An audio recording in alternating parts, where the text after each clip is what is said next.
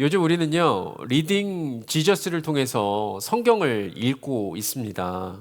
여러분 혹시 성경을 읽는 것과 성경을 아는 것, 성경을 읽는 것, 아는 것에 대해서 혹시 생각해 보신 적이 있으신가요? 성경을 읽는 것과 성경을 아는 것의 차이를 알고 계시면은요, 우리는 착각에 빠질 확률이 줄어들게 됩니다.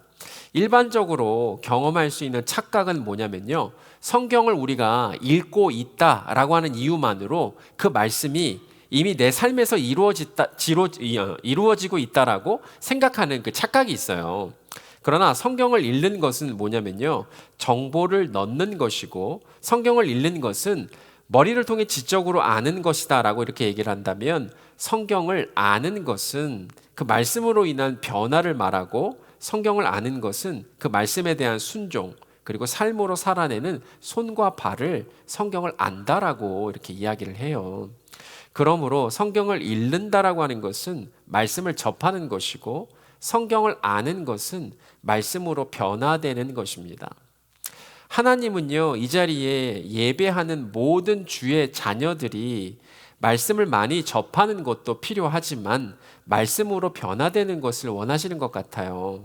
어쩌면 하나님은 모든 주의 자녀들이 성경을 읽어서 정보가 많이 쌓여 있는 바리새인보다 성경을 알아서 인생이 바뀐 세리가 되기를 원하시는 것일 수도 있어요.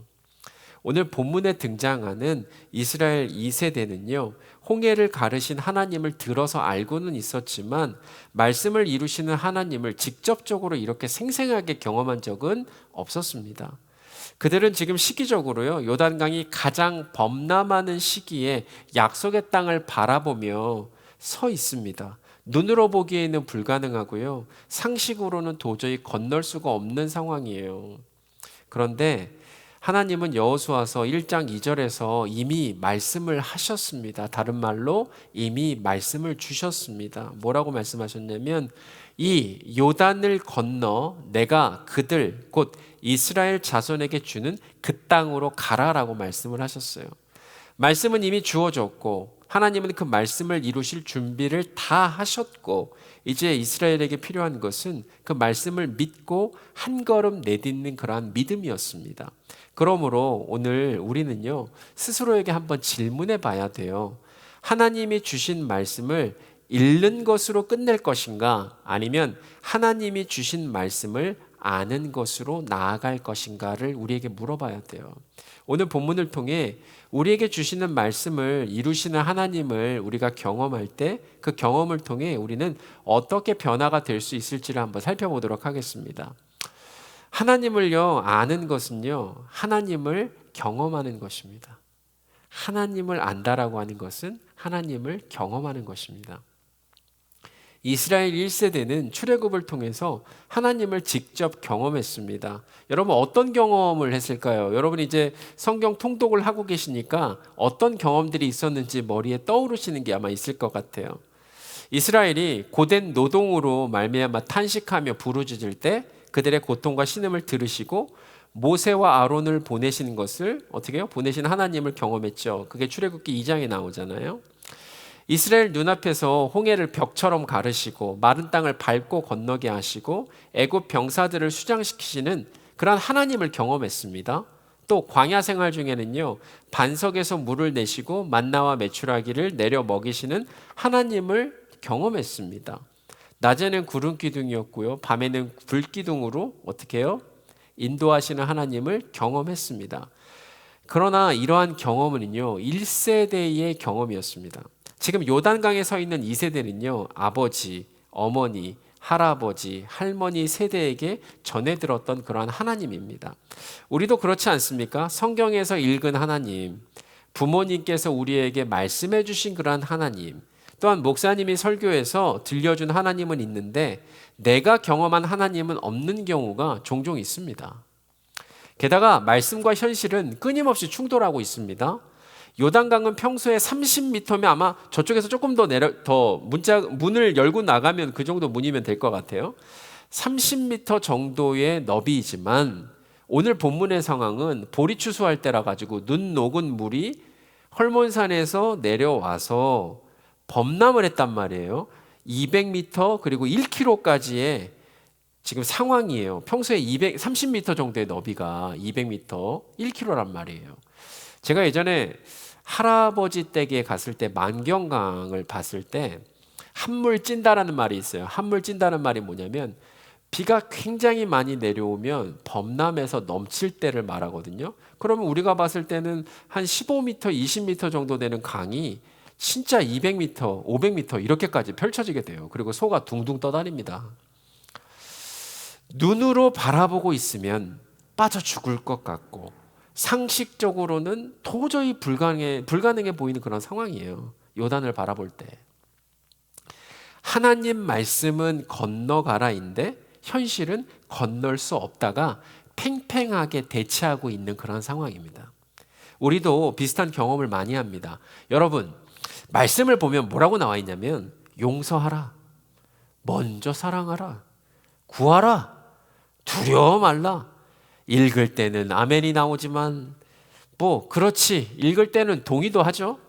막상 현실 앞에서는요, 한숨이 턱 하고 나와요. 그러나 말씀을 믿고 반응하는 순간부터요, 하나님을 경험하기 시작해요. 여호수아는요, 이미 약속의 땅을 향하는 모든 여정에서 하나님을 경험한 사람입니다.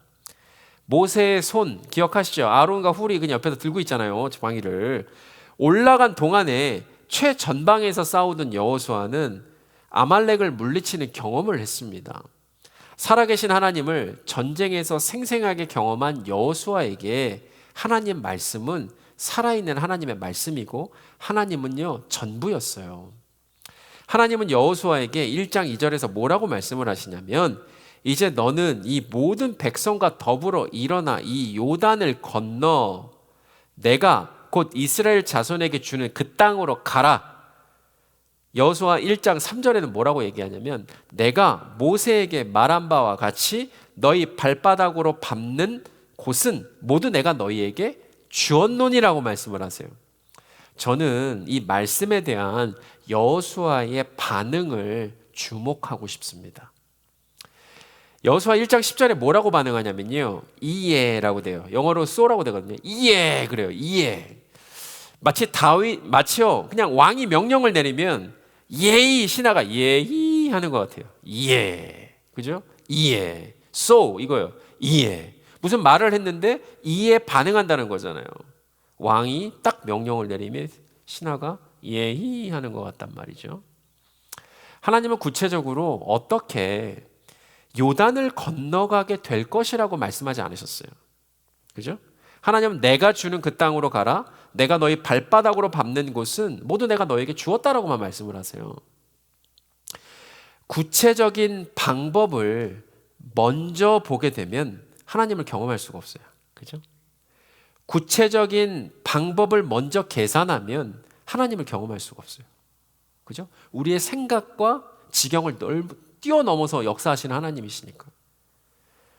구체적인 방법을 먼저 하나님께 구하면 하나님은 어떻게 경험할 수가 있겠어요? 그죠? 홍해 앞에서 애굽 병사들이 뒤에서 지금 당장 쫓아오고 있는 상황이잖아요. 구체적으로 방법을 생각하면 어떤 것부터 생각하실 수 있어요? 말 타고 도망가거나, 그죠? 배를 타고 도망가거나, 아니 죽은 척하거나, 아니면 적에게 투항해서 항복하거나 이런 생각을 해야 되겠죠. 당연히 그런 생각을 할 거 아닙니까? 구체적으로. 그런데 하나님은 어떻게 하세요? 하나님은 벽으로 홍해를 가두시고 마른 땅의 길을 만드신다는 말이에요. 그죠? 우리의 생각과 지경을 훨씬 더 뛰어넘는 분이시란 말이죠. 그러므로 하나님을 먼저 보게 되면, 다시 말하면 내가라고 말씀하시잖아요. 주어를 먼저 보게 되면 하나님을 경험할 수가 있어요. 1장 10절에서 여호수아의 이에, so, 하나님을 바라보고 있는 믿음의 반응인 거예요. 왜요? 하나님 그럼 어떻게 건너란 말이에요? 나더러 지금 어쩌란 말이에요? 저도 모세처럼 지팡이를 칠까요? 이렇게 묻지 않습니다. 그죠? 그리고 여호수아는요 1장 11절에서 이스라엘에게 이렇게 말해요. 양식을 준비하라. 구체적인 방법을 계산하는 사람이라면 뭐라고 얘기해야 돼요? 전쟁을 위한 준비를 해라. 왜요? 약속의 땅에 들어가서 하는 게 뭐예요? 정복전쟁이잖아요. 당장 가서 해야 될 건 전쟁인데요. 무기를 준비해라. 이게 맞아요. 또 어떤 얘기를 해야 되겠어요? 요단강을 건너갈 수 있는 배를 준비해라. 이게 맞는 거 아니에요? 이런 말을 하는 게 맞아요. 그런데 여호수아는 구체적인 방법을 어떻게 해요? 이스라엘에게 또한 이야기하지 않습니다. 1장 11절 보세요. 여호수아는 백성들의 관리들을 불러서요, 이렇게 이스라엘에게 전하라고 명령을 해요. 1장 11절에 보니까 이렇게 나와 있어요. 양식을 준비하라. 사흘 안에 너희가 이 요단을 건너 너희 하나님 여호와께서 너희에게 주사 차지하게 하시는 땅을 차지하기 위하여 들어갈 것임이니라. 어떤 생각이 드세요? 아까 좀 전에 읽어드렸던 여호수아 1장에서 하나님이 여호수아에게 했던 말만 하고 있잖아요. 가감이 없어요. 하나님 말씀하신 그 부분만 이야기하고 있어요. 내 생각에는, 내 개인적인 의견으로는 이거 어려운데, 그런 얘기 안 해요. 그죠? 여호수아에게 배울 수 있는 큰 교훈이 있습니다. 믿음은 하나님께 나를 이해시킬 수 있는 구체적인 방법을 달라고 요구하는 것이 아닙니다. 믿음은 하나님께서 나에게 하신 말씀까지만 기대하면서 기다리는 것입니다. 믿음은 하나님께서 내가 말씀과 현실 사이에서 씨름하고 그 말씀으로 현실을 이겨내는 것입니다. 요약하면 믿음은요, 구체적인 방법보다 사방의 우겨쌈을 당하고 있는 현실보다 더 크신 하나님을 바라보는 것입니다. 믿음은 사방의 우겨쌈을 당하고 있는 현실보다 더 크신 하나님을 신뢰하는 것입니다. 믿음은 구체적인 방법보다 사방의 우겨쌈을 당하고 있는 현실보다 더 크신 하나님을 경험하는 것입니다. 더 크신 하나님께 또한 순종하는 것이에요. 하나님 말씀과 현실의 요단강을 건너는 그 대기하는 시간의 3일간의 시간은요, 말씀과 현실 사이에서 씨름하는 시간입니다. 3일 뒤에 건넌다고 하잖아요. 그 3일 동안에 무슨 일들이 벌어졌을까요? 말씀과 현실 사이에서 씨름하는 시간. 성경을 보면 말씀과 현실 사이에서 씨름하는 시간 동안 반응이 참 다양하게 나오는 것을 찾아보니까 나오더라고요. 여러분 리딩 지저스 하시면서 광야에서 이스라엘은요, 약속의 땅을 눈앞에 두고요, 민수기 14장을 보면 이렇게 하더라고요. 온 회중이 약속의 땅에 정탐꾼들이 돌아와가지고 갈려서 전혀 다른 이야기들을 하고 있으니까 어떤 일들이 벌어지냐면, 온 회중이 소리 높여 부르짖고 밤새도록 통곡했고 모세와 아론을 원망하면서 안 해도 될 소리들을 하는 거예요. 무슨 얘기했어요? 아이고, 내가 애굽 땅에서 죽었어야 되는데 어떻게 우리를 이 땅으로 인도해서 칼에 죽게 만드는 거야. 내 아내와 어린아이들 사로잡힐 바에는 애굽으로 돌아가는 것이 더 낫겠다. 이참에 우리가 한 지휘관을 세우고 애굽으로 돌아가 버리자. 그런 얘기를 했어요. 평상시에 아까 너비가 30m죠. 깊이는 1m에서 3m예요. 그렇게 흐르던 요단강이 볼이 추수할 무렵에 북쪽에서 헤르몬산에서 눈이 녹으면 내려오는 물로 인해서 봄남에서 폭이 어떻게 해요? 200m나 1km가 되어 있는 상태를 보고 한숨만 쉬고 있는 사람도 있을 거예요. 야, 내가 이렇게 가다가는 그냥 빠져 죽거나 모르긴 몰라도 이거 큰일 나겠다, 이렇게 생각하는 사람도 있을 거 아니에요. 그런데 가나의 혼인잔치에서는요, 말씀과 현실 사이에서 씨름하는 시간, 하나님을 경험하는 사람들도 있었어요. 그게 무슨 말이에요? 빈 항아리에 물을 부으라는 그 말씀에 믿음으로 반응하는 순간부터 하인들은 물을 포도주로 바꾸신 하나님을 경험하기 시작하죠. 그죠? 포도주를 맛본 사람들은 이유를 몰랐지만 하나님 말씀에 순종했던 하인들은 하나님을 경험할 수가 있었습니다. 이처럼 말씀과 현실 사이에서 끊임없이 우리가 씨름을 할 때 믿음으로 행동하는 사람은 하나님을 경험할 수가 있어요. 믿음으로 반응하는 순간부터 하나님을 경험하기 시작합니다.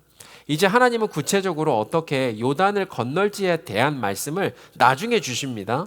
본문 8절에 보시면 너는 언약궤를 맨 제사장들에게 명령하여 이르기를 너희가 요단 물가에 이르거든 요단에 들어서라. 그러니까 제사장들이 언약궤를 메고 요단 강가로 가고 요단 강에 발을 담그기 전까지는 아무런 일도 일어나지 않았습니다. 나아만 장군이 6번 몸을 씻을 때까지 아무런 변화가 없었습니다. 여리고성을 7째 날에 마지막으로 7째 바퀴를 돌 때까지도 아무런 조짐도 없었잖아요. 야 하고 소리 질러야 그때 무너지는 거 아닙니까? 그죠? 그런데 제사장들이 하나님 말씀에 믿음으로 반응을 해서 발을 대는 순간부터 이스라엘 2세대는 하나님을 경험하기 시작합니다. 15절 요단이 곡식 거두는 시기에는 항상 언덕에 넘치더라. 궤를 맨 자들이 요단에 이르며 궤를 맨 제사장들의 발이 물가에 잠기자 곧 위에서부터 흘러내리던 물이 그쳐서 사르단에 가까운 매우 멀리 있는 아담 성읍 변두리에 일어나 한 곳에 쌓이고 아라바의 바드와 염에 그러니까 여리고로 향하는 흘러가는 물은 온전히 끊어짐에 백성이 여리고 앞으로 바로 건널새 요단강은 마른 땅이 된 거예요. 제사장이 궤를 메고 요단 강가에 갈 때까지 아무런 일이 벌어지지 않았다니까요.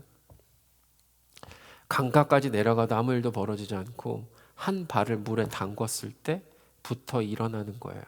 그죠? 사랑하는 성도 여러분, 말씀과 현실 사이에서 씨름을 할 때 대부분 우리가 정한 기준에서 무너지는 경우가 많습니다. 나아만 장군도 뭐라고 얘기해요?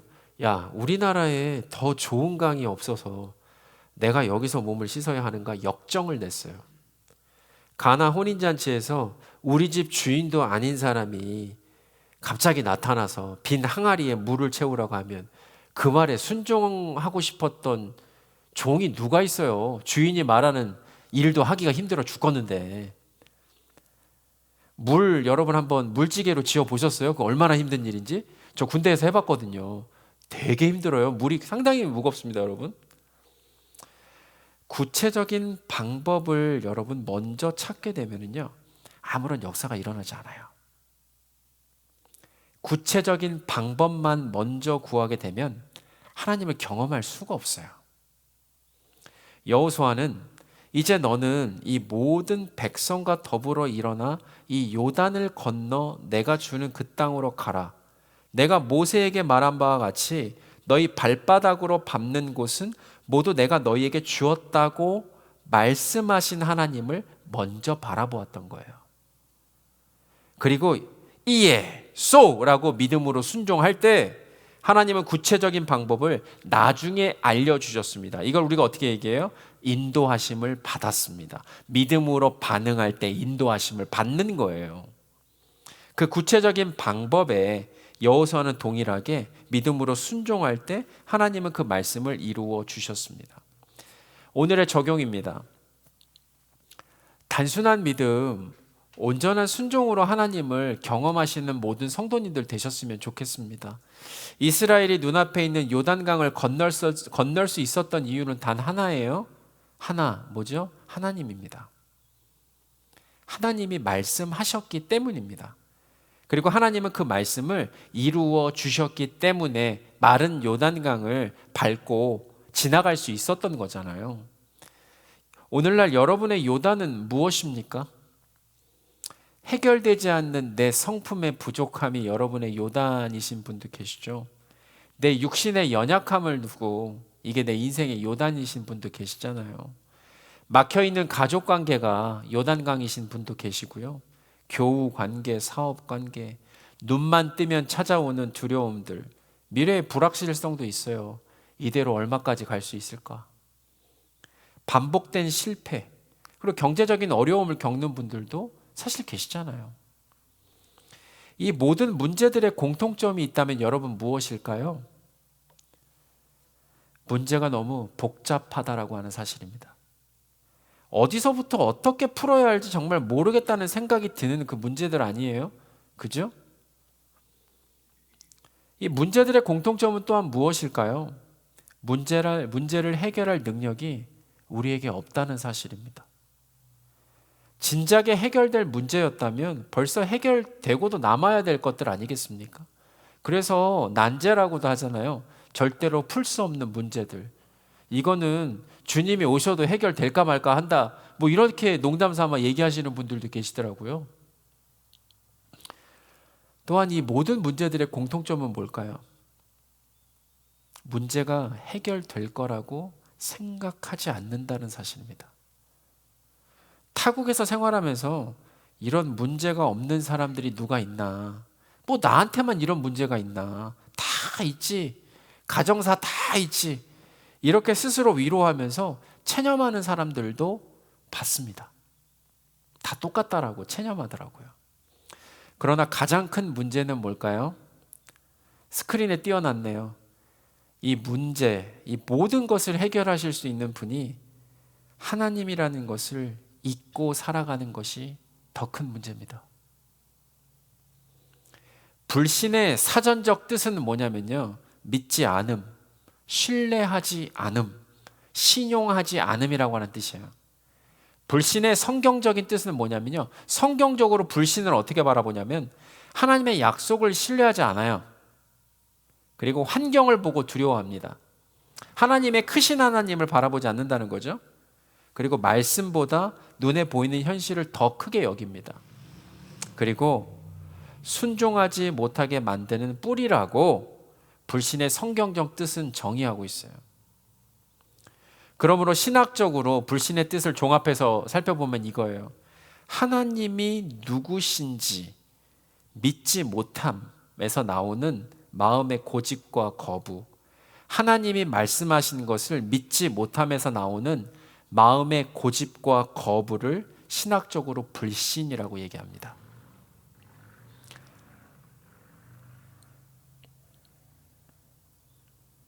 (2013년) 초에 한국에서 가장 큰 병원에서 뇌종양 진단을 받았습니다. 누가요? 제가요. 미국으로 돌아올 때 모든 자료를 CD에 넣어서, 그 당시에 저희 교회 의사 장로님이 계셔가지고 의사이신 교회 장로님하고 제가 가져온 CD를 보면서 조직검사에 대한 의견을 나눴어요. 뇌 종양이 있으면은 조직검사를 어떻게 하냐면 전 몰랐어요.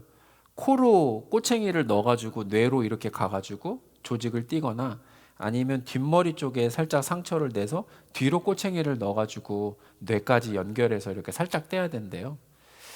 그 부분에 대한 조직검사 설명을 제가 다 들었어요. 아, 목사님, 그때는 제가 전도사였구나. 목사였네요. 그때는 이렇게 해서 이렇게 하는 방법밖에 없습니다.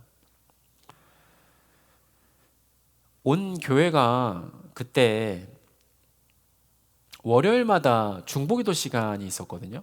저녁에 8시였던 것 같아요. 7시 반이었나 8시였나, 그죠? 그때 전심으로 중보하는 기도를 다 했어요. 근데 저희 상황을 듣고 교회에서도 전심으로 기도를 같이 했어요. 월요일 저녁마다 제가 처한 상황 속에서 그 많은 교인들과 저도 한 구석탱이에서 기도하는 것이, 그 시간이 저한테는 어떤 거였냐면 말씀과 현실 사이에서 씨름하는 시간이었어요. 저라고 이스라엘처럼 원망하는 시간이 없었을까요? 미국에서 내가 이러려고 사역했나부터 시작해가지고 주마등처럼 다 스치잖아요. 여러 부분에 대해서 하나님 정말 이러려고 제가 목회자가 됐습니까? 아니 나는 이게 무슨 일입니까?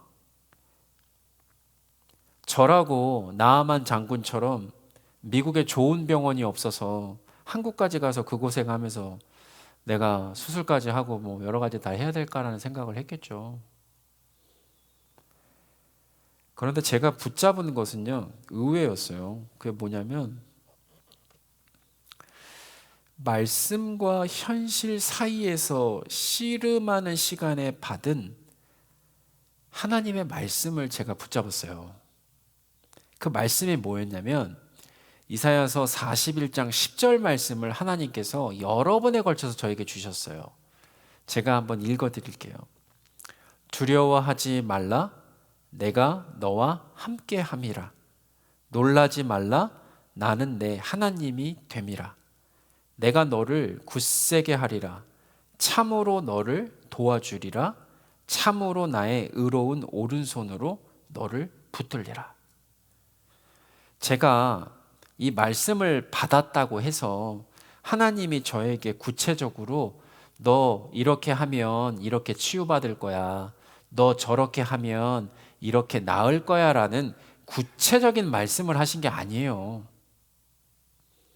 내가 너를 이렇게 해주겠다, 내가 이렇게 구체적으로 뭔가의 지시를 받은 것은 아닙니다.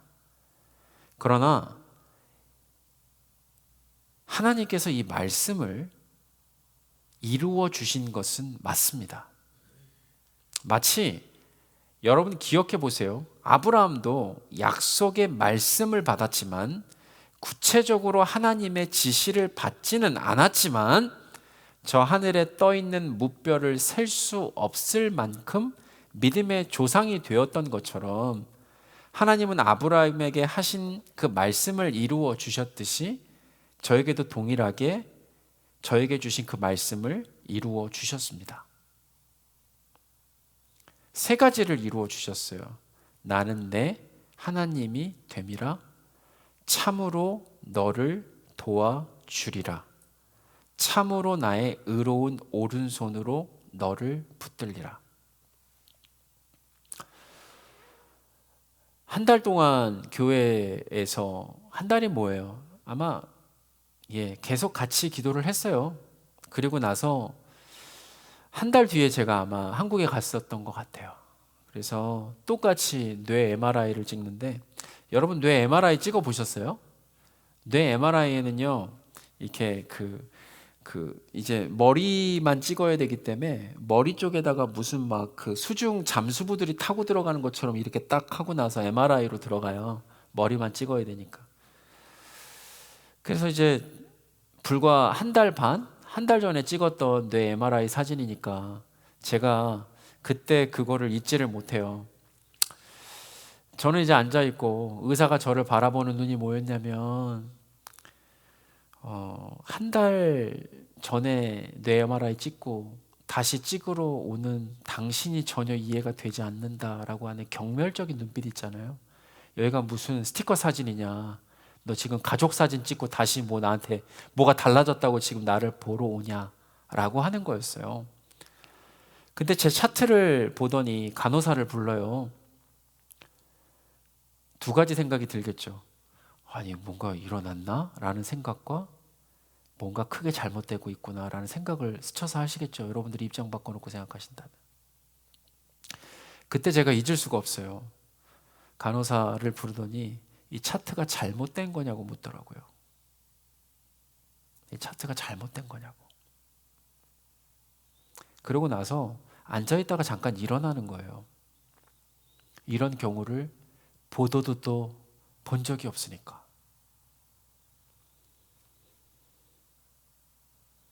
하나님은 말씀을 이루시는 하나님이십니다.